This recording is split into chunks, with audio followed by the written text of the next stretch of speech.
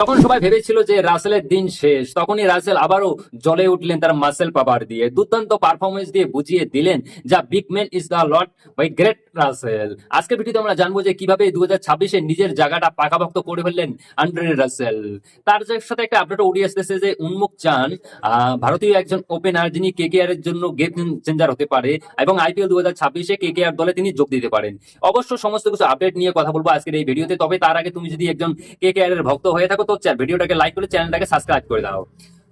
তো match 2025 IPL শেষে হঠাৎ যেন জেগে উঠলো রাসেল। ম্যাচের মোড় ঘুরাতে তিনি এখনো যথেষ্ট, বিশেষ করে তার বোলিং, ভয়ঙ্কর বাউন্সার এবং আর পার্টনারশিপ ব্রেকআপ রোলটা এখনো তিনি কিন্তু ভালোভাবে প্লে করতেছেন সাম্প্রতিক ম্যাচগুলিতে, মানে ওকের নিচে দুর্দান্ত ভাবে।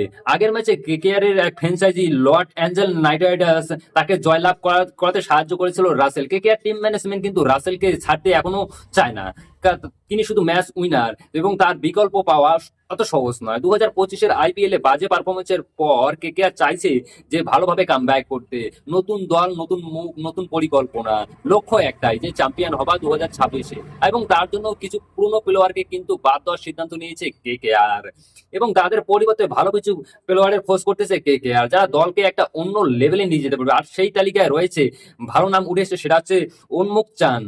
নামেই উন্মুক চান, হ্যাঁ নামটা একটু আনকমন লাগতেই পারে, কিন্তু হয়তো প্রথমবার শুনতেছি, কিন্তু অবশ্যই বলতেছি যে উন্মুক চান 2012 সালে আন্ডার-19 টি-20-তে ভারতের দলের ক্যাপ্টেন ছিলেন।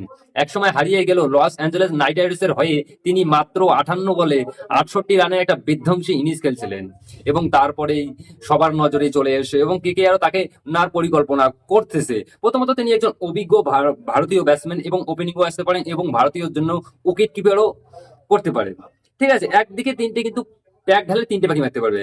আর সবচেয়ে বড় কথা হলো যে লস অ্যাঞ্জেল নাইট রাইডার্স এর এমন পারফরমেন্সের পর মানে উমচানকে এখন কেকেআর নিতে চলেছে। তার কারণ হচ্ছে যে কেকেআর তাকে পাওয়ার ইসে রাখে। আর দ্বিতীয় নম্বর হচ্ছে যশস্বী জয়সওয়াল কেকেআর আসতে পারে, তো দেখা যাক কি হয়। আর 2026-এ কিন্তু রাসেলের জায়গাটা কনফার্ম পাকাপোক্ত ধরে না, তখন রাসেলকে কেকেআর ছাড়বে না আর রিটেন তো করবে অবশ্যই।